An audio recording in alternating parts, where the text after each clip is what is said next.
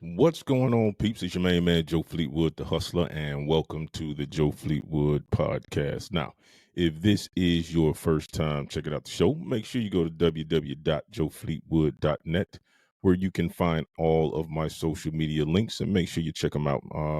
When you go there, you can also find the links to my YouTube channel. Make sure you go to my YouTube channel, like and subscribe. I would greatly appreciate that. And also, while you're on joefleetwood.net, you can check out my merchandise shop. You'll find stuff like this hat that I have on right here. This is a new shirt idea that I just printed up, and it says Thug, a true hustler under God, established 2024. Now, this shirt is actually not on the website, but I am going to get it up there. So if you like it, let me know. You can always email me, joe@joefleetwood.net. You can also go to joefleetwood.net in the contact page. You can drop me a nice, friendly message. And without any further to-do, let's get into the day's podcast. Oh, but before we do that, I just like to say, hey, man, for anybody out there listening, if you have subscribed, if you follow me on any of my other platforms, I just want to say thank you. I greatly appreciate it, man. I'm trying to build the channel up, man. This is my 20th episode. So as you guys know, this podcast is fairly new. It's actually my second podcast. The first one I had was Six Figures, and I had to shut that down because I was actually in a transition period at that time. For those of you who don't know, I was in the military at that time, and I was relocating from Augusta, Georgia, where I was stationed at Fort Gordon. I think they recently changed the name of that. And then I was retiring, headed back to Columbus, Georgia. So sold my house, going through a lot at that time, and podcasting was just not at the top of my list of priorities at that time. So ended Six Figures, and now we got the Joe Fleetwood Podcast. And like I said, we are going strong. This is episode number 20, and I'm gonna keep it pushing, man, keeping it doing what I'm doing. Right now, I am on Facebook live streaming podcast. So if you would like to see it live, go to joefleetwood.net. If not, you can just not Joe go to joefleetwood.net, click the link, and get to Facebook, and you can see it. So make sure you follow me on Facebook too. That way you can actually see when I go live, and you'll see all of the things that I have going on. So that's that. Now, back to the point of today's podcast. Dame Dash. I am a huge fan of Dame Dash, but Dame is no stranger to um, legal problems, right? No stranger at all. And if you've been following Dame or just paying attention to the news and social media in general, especially when it comes to hip hop, Dame has recently been talking about his relationship with Jay-Z when it came to R. Kelly. Now, this is not recent. Dame has been constantly speaking about the situation between R. Kelly and his late girlfriend at the time, Aaliyah. But more recently, it popped up in an interview that Dame was doing, and I saw a portion of it on Instagram. And basically, this is what Dame had to say.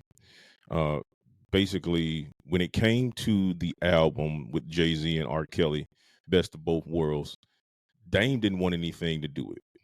His thing was, hey, you are doing a video with the man who allegedly raped and assaulted my girlfriend, and I can't get down with that. So I'm just not going to be a part of it. He also mentioned that he told Jay, hey, you can keep all the money from the project. I don't want any of the money from the project whatsoever. Now, I was fortunate enough to be around during that era to where I could actually see things happening and transpiring. And when Dame made that statement, the first thing I thought about was you were in the Fiesta video. Now, in another interview, Dame actually said something about how he ended up in the Fiesta interview, and I apologize, I didn't actually watch that portion of the interview. But if you go online, you can definitely find what he had to say about it and how he ended up in the video. And that's my fault. That's poor journalism. I take full responsibility of that. Should have went and checked that portion out, and I just thought it was cool to mention that now because I do recall saying like, "Hey, you were in that Fiesta video, so if you had an issue with the best of both worlds, then why were you in that video?" And matter of fact, let's not let's not be lazy with the journalism. Let's actually go back and look at what Dame had to say regarding how he ended up in the Fiesta video. So we'll look it up and see what he had to say. Fiesta video. Let's see. Okay, so it looks like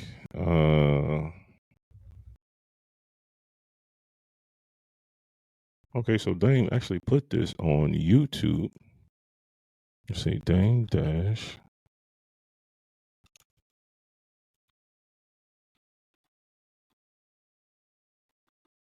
In the Fiesta video.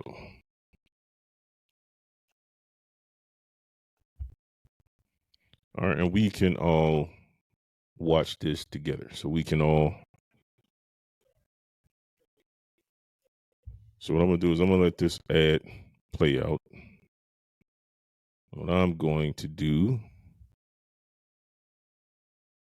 I'm gonna put this up inside the podcast so we can all watch it at the same time, so we can get the information straight from the horse's mouth. All right. So I'm gonna pull this up and let's check it out.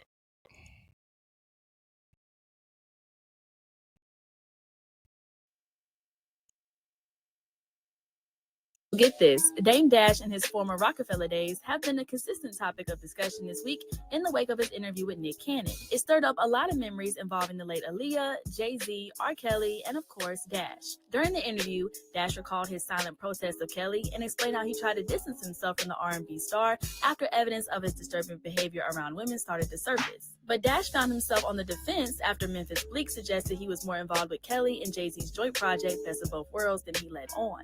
Everybody know I fucks with Dame Dash. This is my guy, Rockefeller history. But somebody got to tell he's bugging. He's tripping. He's a clown. You bugging. That Nick Cannon shit. And then you gonna really say you wasn't down with niggas. You was opposed to it. Which any camera, all these shits. You fucking lying. I'm on my flex shit. You lying with that. Whoa. Several people noted Dash appeared in Kelly's 2000 video for Fiesta, but Dash has a perfectly good reason for that. In an interview with Hip Hop Motivators, he said he only agreed to be in the video because of his then girlfriend, Aaliyah.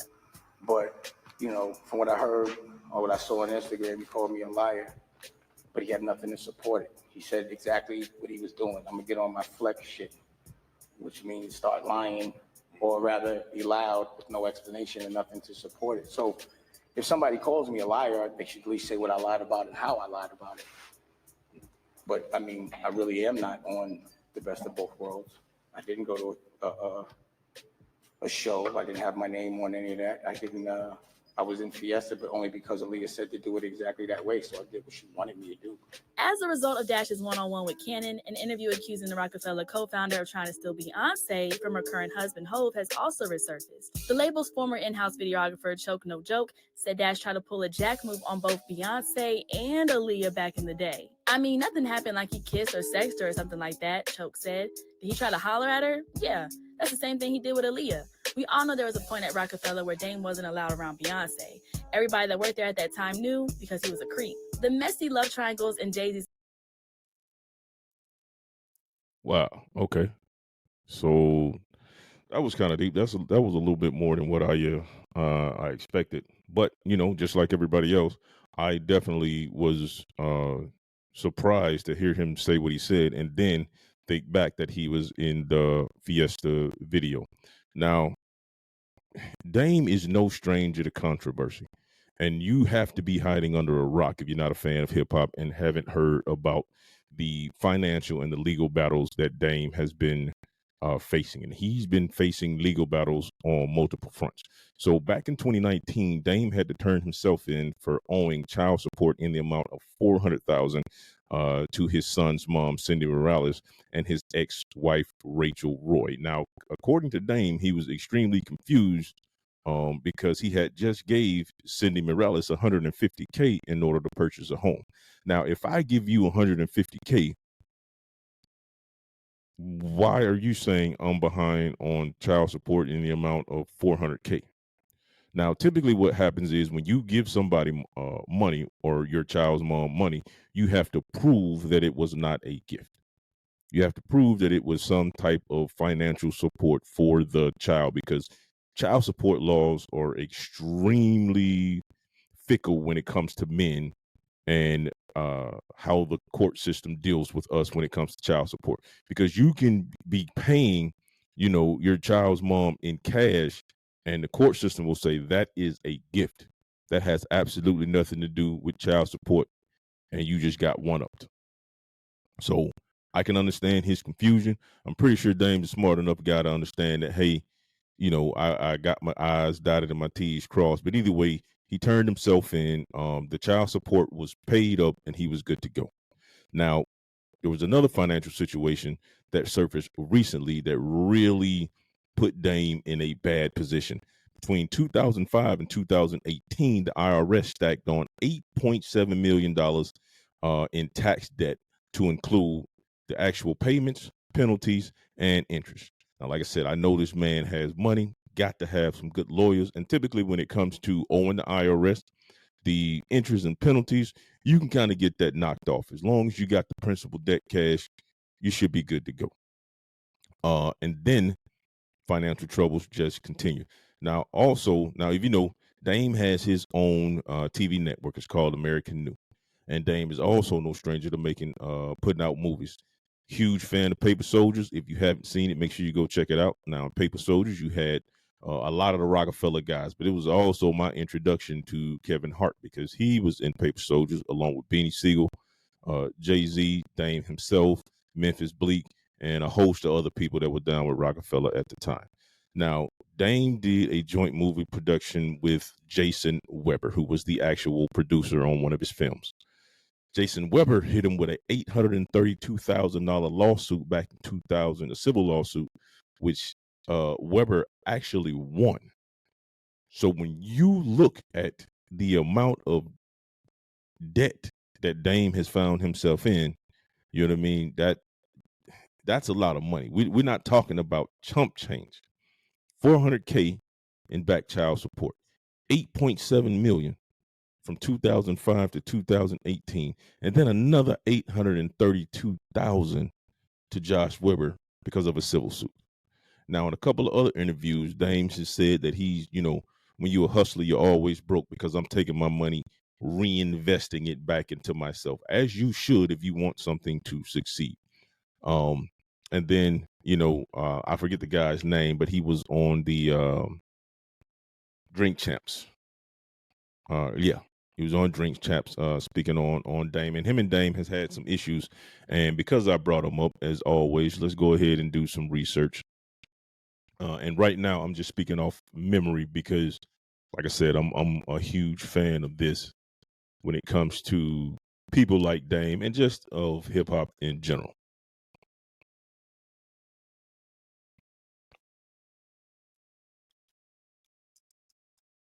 So let's see. Let's look this up. And this guy, and Dame had some back and forth with the guy. And I hate that I can't remember. I can see his face, but I can't see his name.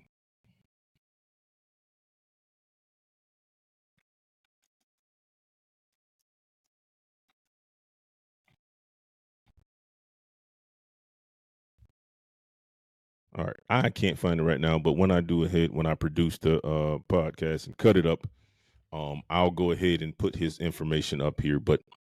And I know you guys know who I'm talking about. Man, that's gonna bother me until I can figure it out. But anyway, so yeah, 400K, 8.7, 832,000. Now, in order to pay back all of this debt, Dame Dash was actually going to auction off his 1/3 portion of Rockefeller, and more importantly, his percentage of the Reasonable Doubt album, the first album that was put out under Rockefeller with that was formed by Kareem Biggs, Dame Dash, and Jay-Z himself. Now, in order to pay back all of this money, New York was actually helping Dame Dash set up this auction. Jay-Z said, hey, whoever buys this, and to Jay-Z's defense, he is the pen that crafted Reasonable Doubt, that legendary, iconic album. He was the guy who penned it, so of course he wants it. Now, at one point, Jay offered money in order to buy Dame's portion to kind of help him get him out of financial troubles. I don't know the cause, why it didn't go through, or why Dame didn't sell it. Most likely, they were probably beefing regarding something. Who knows? But then also, Dame may have felt slighted, because a lot of times, silence is loud. And Dame spoke about this in another interview where he said that, people were assuming that him and Jay were beefing. In fact, they weren't. And Dame said that, your silence is not helping the situation. Basically, by you being silent about it, it seems like I'm lying and there's really something there.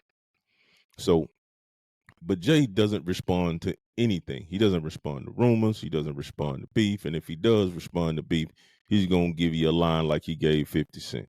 I'm about $1. What the fuck is 50 Cent? One line and I'm out of here. You know what I'm saying? So, famous line, Jay-Z on 50.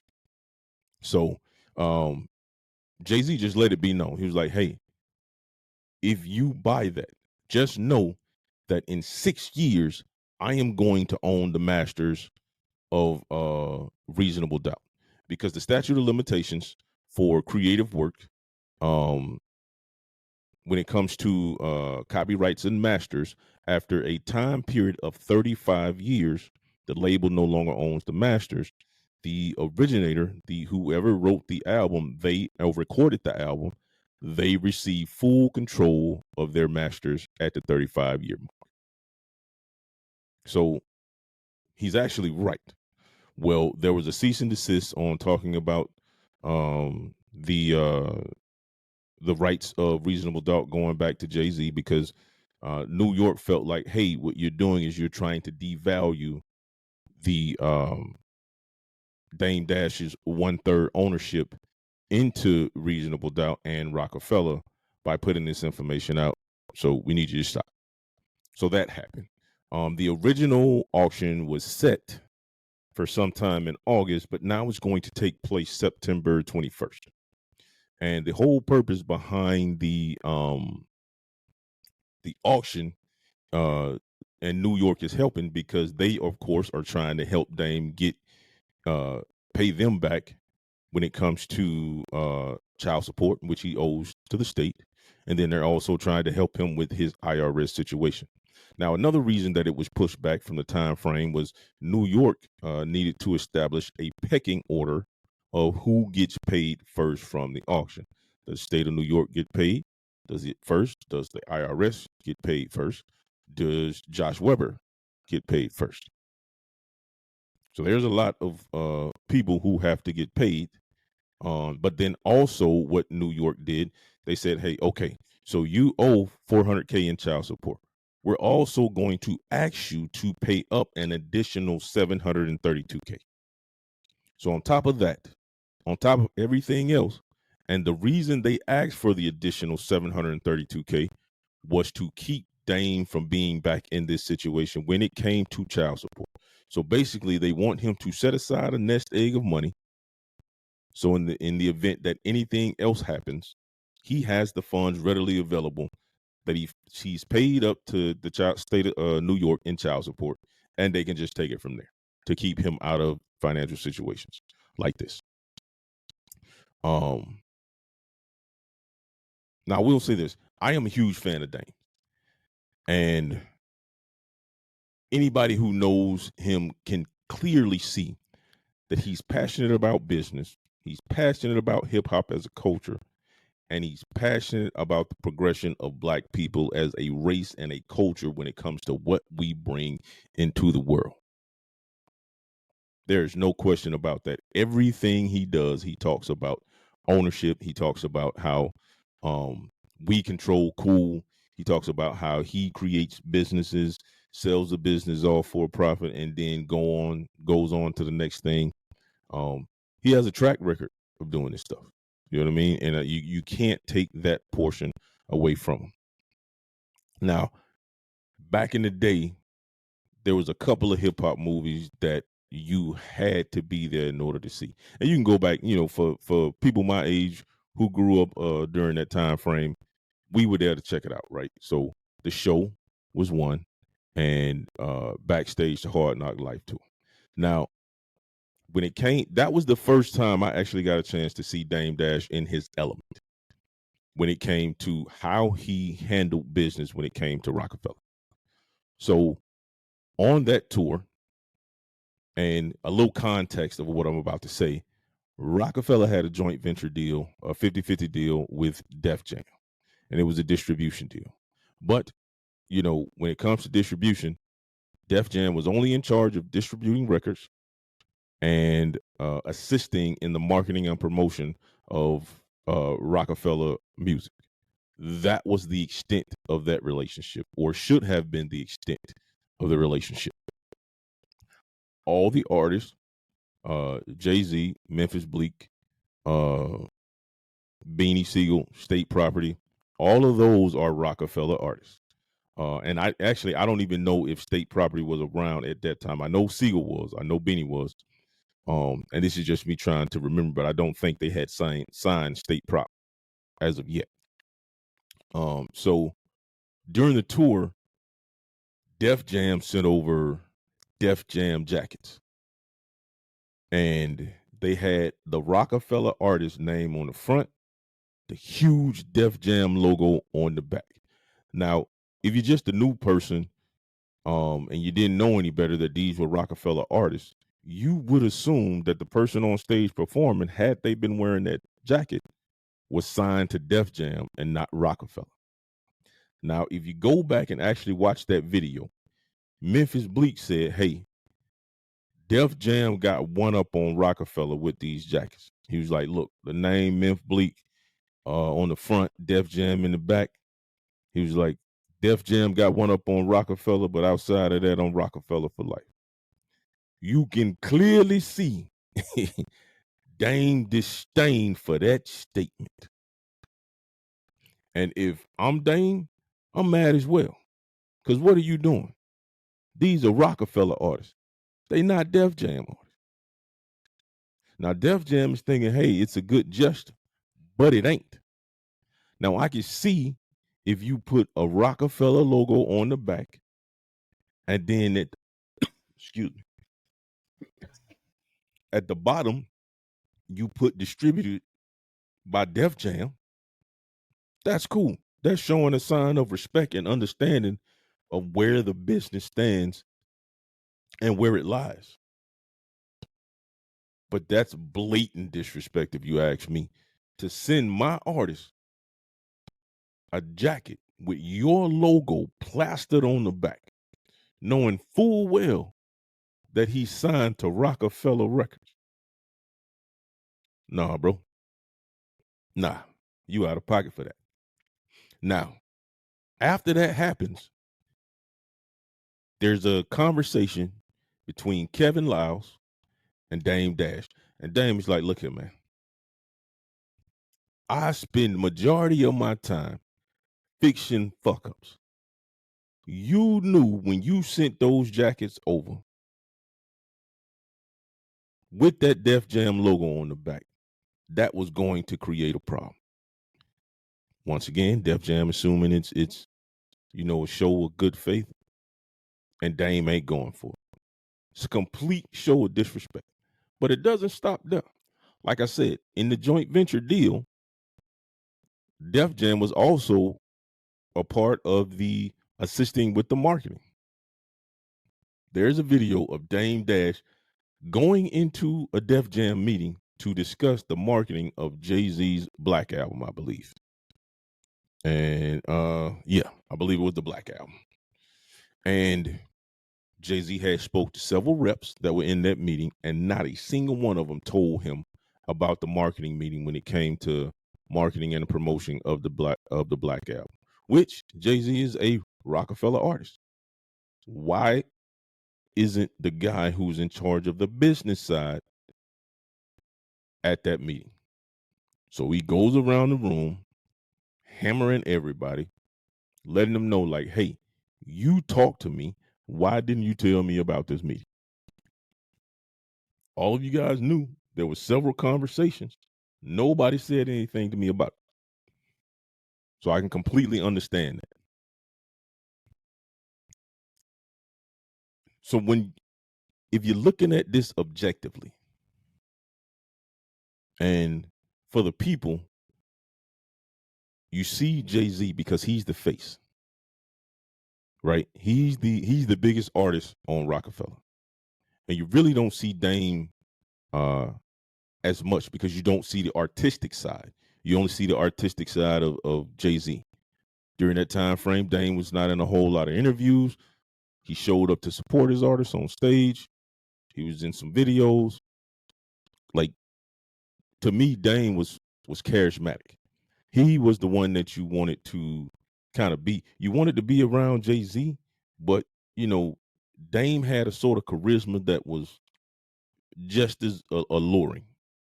You know what I mean? So I looked at Dame and Jay-Z as a duo, kind of like the same way I look at Busta Rhymes and Spliff Star. You know what I mean? That type of support. And when you look at it from a business aspect, you know what I mean? They're equals. They're equals. But what I think, Dame had to stay in the role of a villain far too long. And it bedded itself into who he was consistently. When you have to, in order to demand respect for your company for so long in a business environment where people are constantly challenging you and doing bullshit to circumvent the actual creative works, and then also money and business in order to prop up their business, when the majority of the heavy lifting is done by your company, then sometimes you have to be a villain. Because I can assure you, from dealing with artists, doing live stream shows, I know all too well the type of bullshit that goes on in the record industry.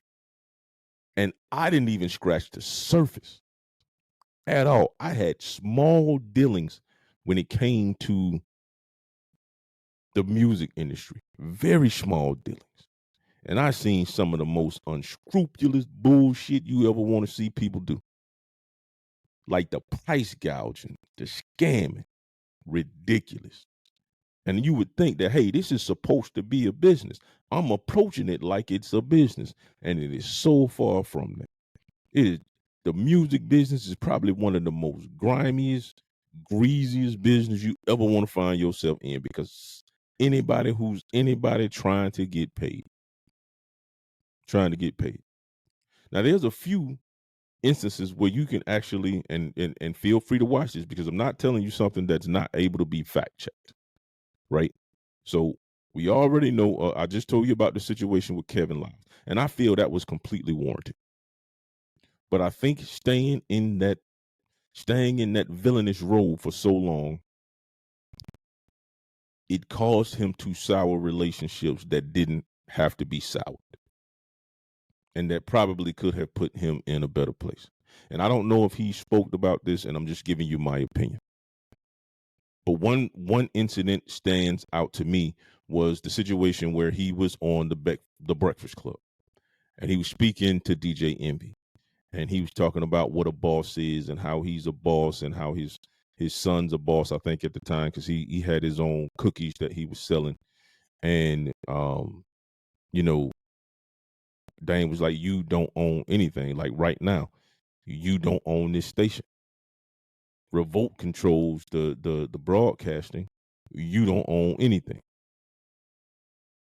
And I'm being mild about it, but if you go back and look at that interview, you could see the disrespect. If you looked at Envy, and I know Envy wanted to take it a little bit farther, because I think the entire interview, it was that. And I understood I understood what Dame was trying to say. And Dame will tell you, he doesn't really filter anything. He doesn't. He's gonna give it to you straight. And I don't know if it's a situation where he likes a person, then he's cool, or if, you know what I mean, he catch you on some sucker shit, then it's just like, nah, I ain't trying to hit it. But I will say this for me. I will allow people to be human. And if you're human, you're going to make mistakes. You're not going to get everything right. And even if there was a disagreement between him and Envy either prior to that, or he had a disagreement with something Envy said, the way I would approach it is, hey, before I get into my ego, let's talk about the disagreement that we had and see if there's a common ground and we can find a place of understanding. Once we hash that out, it's all good, man. We can keep it moving.